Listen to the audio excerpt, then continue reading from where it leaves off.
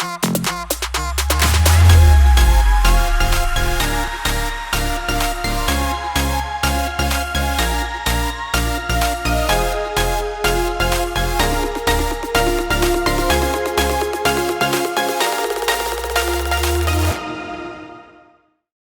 name is Chris Delgado Cuellar. My name is Carolyn Hall. My name is Rachel Davison. What got me into nursing was the love of caring for patients. I wanted to do something that gives back to people, that serves others and shows compassion. I would say my favorite day is every day, because we put our hands on, we did hands-on training, we were able to learn the anatomy, the structure of the face. Hands-on, oh my gosh, every day was full of just different hands-on experience. I mean, our first week was Botox, second week was filler, and every day we had the opportunity to inject, do different types of filler. My favorite day during the program was every day. I woke up excited because I knew I was going to learn something new, and each day I got to improve the skills that I was learning. Everything that we've learned, we are able to apply it to the outside world and actually be awesome at what we do.